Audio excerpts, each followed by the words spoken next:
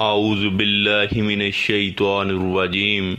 بسم اللہ الرحمن الرحیم الحمد للہ رب العالمین والعاقبۃ للمتقین والصلاة والسلام علی رسولہ محمد وآلہ واصحابہ واہل بیتہ اجمعین۔ ہمارا آج کا موضوع سورۃ فاتحہ پر ہے، سو ہم آج کی اس ویڈیو میں سورۃ فاتحہ میں چھپے راز اور اسرار و رموز آپ سب کی خدمت میں پیش کریں گے، اور آپ کو بتائیں گے کہ سورۃ فاتحہ کیسے ایک شخص پر مخفی علوم کھولتی ہے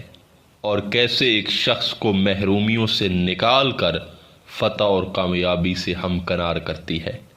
اب بلا تاخیر ہم اپنے موضوع کا آغاز کرتے ہیں۔ سامعین کرام، قرآن کریم علم کا ایک سمندر ہے اور ہر کوئی حاجت مند ہو کر اس سمندر سے سیراب ہونے کی کوشش میں مگن رہا ہے، اور یہاں ہر کوئی اپنی طلب کے مطابق سیراب ہوا ہے۔ مگر سامعین کرام یاد رہے کہ قرآن اگر ایک سمندر ہے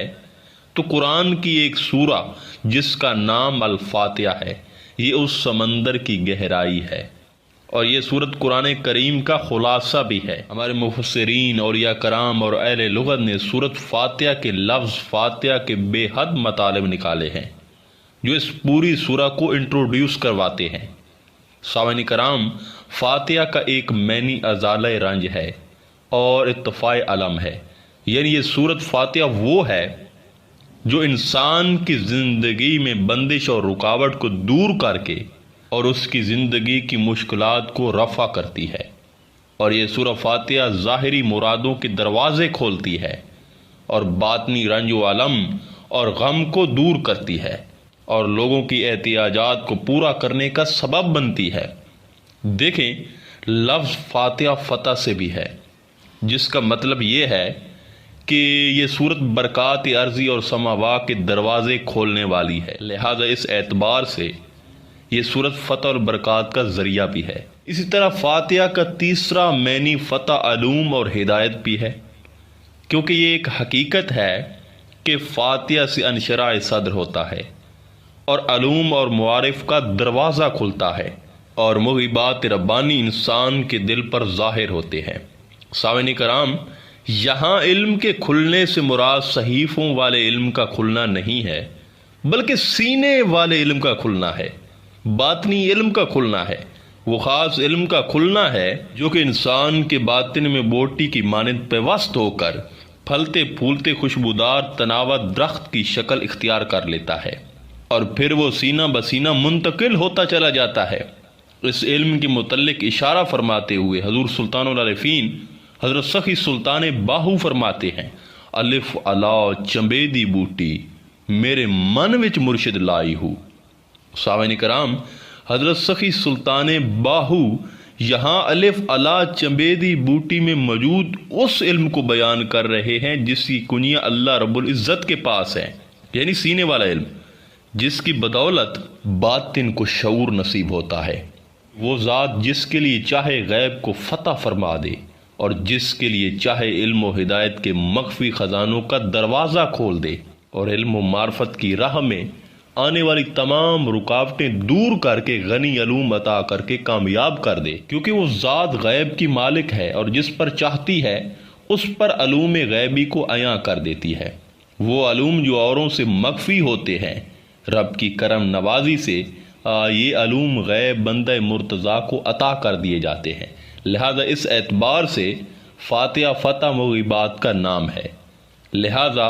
حقیقی کامیابی کے لیے انتہائی عاجزی اور کمال خشوع کے ساتھ ساتھ قرآنی علوم و ہدایت کا دروازہ اگر کسی سورت سے کھلتا ہے تو وہ سورت فاتحہ ہے۔ سامعین کرام، اسی طرح فاتحہ کا ایک معنی غلبہ و تسلط بھی ہے۔ یہ سورت اور اس کی آیات کسی کے غلبہ و تسلط کو ختم کرنے کا باعث بنتی ہیں۔ دیکھیں، فتح اور استفتاح کے الفاظ کامیابی اور کامرانی کے معنی کو بیان کرتے ہیں، چنانچہ فتح و کامرانی کی راہیں کھولنے والی سورت کو فاتحہ کہتے ہیں۔ یہ سورت ایسی راہیں کھولتی اور کشادہ کرتی ہے کہ انسان سیدھا منزل پر پہنچ جاتا ہے سامعین کرام، اسی طرح سورت فاتحہ کو سورت الکنز بھی کہا جاتا ہے۔ کنز کے لغوی معنی خزانے کے ہیں، اور حقیقت میں یہ سورت علوم اور ہدایات اور اسرار و رموز کا خزانہ خود میں سموئے ہوئے ہے۔ جامع الترمذی میں مذکور ہے، خدا کی قسم جس کے قبضہ قدرت میں میری جان ہے، اللہ تعالیٰ نے اس سورت کی مثل تورات، انجیل، زبور اور خود قرآن کریم میں بھی نازل نہیں فرمائی۔ ایک دفعہ حضرت جبرائیل علیہ السلام آپ صلی اللہ علیہ وآلہ وسلم کی خدمت میں تشریف فرما تھے کہ دھماکے کی ایک زوردار آواز آئی۔ جبرائیل علیہ السلام نے اوپر دیکھا اور عرض کیا کہ آج آسمان کا وہ دروازہ کھلا ہے جو پہلے کبھی نہیں کھلا تھا۔ پھر ایک فرشتہ بارگاہ رسالت مآب صلی اللہ علیہ وآلہ وسلم میں حاضر ہوا اور عرض کی، یا رسول اللہ خوش ہو جائیے، آپ صلی اللہ علیہ وآلہ وسلم کو 2 نور ایسے عطا کیے گئے ہیں کہ آپ سے پہلے کسی نبی کو نہیں ملے تھے، ایک سورت فاتحہ اور دوسرا سورت البقرہ کی آخری 10 آیات۔ ان میں سے جو حرف آپ پڑھیں گے آپ وسلم کو نور میسر آئے گا۔ دیکھیں، یوں تو کلام الہی تمام تر نور ہی نور ہے، لیکن اس نور کا پیکر کمال کا درجہ سورت فاتحہ کو حاصل ہے۔ سامعین کرام، اس سورت فاتحہ میں ایک اور بہت بڑا گہرا راز اور نفس انسانی کا علاج چھپا ہوا ہے۔ دیکھیں، سب سے پہلے تو یاد رکھیں کہ انسان 3 چیزوں کی وجہ سے حق سے اور رب سے دور ہوا ہے: ہوا و ہوس، غضب اور شہوت۔ سامعین کرام، ہوا و ہوس کی زیادتی سے نفس انسانی شیطانیت کی صفت اپناتا ہے، غضب کی زیادتی سے نفس انسانی سمیت و حیوان کی صفت اپناتا ہے، اور شہوت کی زیادتی سے نفس انسانی درندہ کی صفت اپناتا ہے۔ نفسانی ہوا و ہوس کا تقاضا یہ ہے کہ انسان ہر نعمت کی طلب اور خواہش اپنے لیے کرتا ہے اور دوسروں کو کسی نعمت سے بہرہور دیکھ کر حسد کی آگ میں جلنے لگتا ہے۔ گویا وہ اپنی ذات کے لیے ہر کمال کا طلبگار ہوتا ہے اور دوسروں کے کمالات کو برداشت نہیں کر سکتا۔ لہذا نفسانی ہوا و ہوس انسان کے اندر حسد اور بخل دونوں رذائل کو جنم دیتی ہے، لیکن اس کا علاج سورت فاتحہ کی پہلی آیت کے ذریعے کیا گیا ہے، جس میں ارشاد ہوتا ہے، الحمدللہ رب العالمین۔ سامعین کرام، جب بندہ کثرت سے اس آیت کو پڑھتے ہوئے اپنے ورد میں لاتا ہے تو پھر وہ حسد اور بخل سے بے نیاز ہو جاتا ہے، بلکہ اس آیت سے خدا کے فیض عام کی نسبت دل میں وہ نور پیدا ہوگا کہ پھر انسان کسی کی نعمت دیکھ کر اپنے رب سے شدید محبت کرنے لگ جائے گا اور یہ کہے گا کہ تمام تعریفیں میرے رب کے لیے ہیں جس نے اپنی مخلوق کو نعمتوں سے مشرف کیا ہے۔ سامعین کرام، یہ بات حقیقت ہے کہ جب انسان اس آیت کو کثرت سے پڑھتے ہوئے اس کے مشاہدے میں آ جاتا ہے تو اس کی سوچ کا انداز ہمیشہ کے لیے یہ ہو جاتا ہے کہ جو سورت فاتحہ کی پہلی آیت میں بیان کیا جا رہا ہے اسے اس کے علاوہ اور کچھ نظر ہی نہیں آتا۔ پھر کبھی بھی انسان حسد اور بخل جیسے رذائل دماغ میں فروغ نہیں پا سکتا۔ چنانچہ یہ آیت کریمہ اصلاح نفس کے لیے طریقت کی پہلی تعلیمی بنیاد ہے۔ سامعین کرام، آگے نفسانی غضب کا علاج الرحمن الرحیم سے کر دیا گیا ہے، کیونکہ اس آیت سے رحمت باری تعالیٰ کا مضمون دل پر وارد ہوتا ہے۔ رحمت عزتی کا وہ آفاقی اور ہمہ جہت تصور جو الرحمن الرحیم کے 2 الفاظ میں درج ہے، دراصل یہ انسانی طبیعت کو غصے اور غیظ و غضب کی کیفیت سے نجات دیتا ہے، بشرطے کہ انسان خلوص نیت کے ساتھ اس علاج کی طرف متوجہ ہو، کیونکہ یہ آیت یہی درس دیتی ہے کہ جس کی زبان پر الرحمن الرحیم بار بار آتا ہے وہ غیظ و غضب سے نجات پا کر رب کریم کی رحیمی کے سایہ میں آ جاتا ہے۔ لہذا رب کی رحمت کا یہی مفہوم نفس انسانی کو غضب سے پاک کر دینے کے لیے کافی ہے۔ اس طرح نفسانی شہوت کا اثر رذائل کرنے کے لیے مالک یوم دین سے رہنمائی ملتی ہے۔ یہ الفاظ انسان کو شہوت سے ہٹا کر یوم حساب اور آخرت کے حساب کی یاد دلاتے ہیں، اور جب شہوت کا خیال آئے تو سامنے قبر آ جاتی ہے اور اس ایت میں وہ قوت ہے، وہ طاقت ہے کہ جو خلوص نیت سے اسے ورد زبان بنا لے اس پر کبھی شہوت غالب نہیں آ سکتی۔ سامعین کرام، یہ وہ صورت ہے جس کے ہر لفظ میں ہزاروں راز اور ہزاروں انسان کے روحانی اور جسمانی علاج چھپے ہیں۔ دیکھیے، سورۃ فاتحہ میں ایک لفظ اہدنا ہے۔ سامعین محترم، سورۃ فاتحہ کو پڑھتے پڑھتے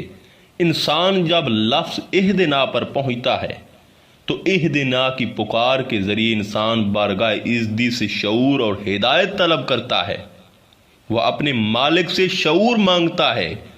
جس کے باعث اسے اپنی منزل کی خبر ہو سکے۔ گویا وہ زبان سے اس امر کا اعتراف کر رہا ہے، میں اپنی منزل حیات سے بے خبر ہوں، مجھے اپنے مقصد تخلیق کا کوئی علم نہیں، میں نہیں جانتا کہ تو کیا چاہتا ہے، لہذا مجھے وہ ہدایت اور معرفت عطا کر دے جس سے میں اپنی زندگی کے نصب امین کو جان سکوں، مجھے اپنی منزل حیات کا شعور اور اس کا تعین ہو سکے، مجھے اپنی تخلیق اور مقصد زی سے آگاہی مل سکے۔ سامعین کرام، صدق دل سے نکلنے والی اس پکار پر ہدایت حق متوجہ ہوتی ہے اور انسان کو شعور مقصد عطا کر دیتی ہے۔ اس کے بعد ایک اور نئی طلب جنم لیتی ہے اور وہ ہے راستے کے تعین کی ضرورت۔ اس طرح اس صورت میں اہدنا کے بعد اس صراط کی پکار کے ذریعے انسان بارگاہ عزتی سے راستے کے تعین کی ہدایت طلب کرتا ہے۔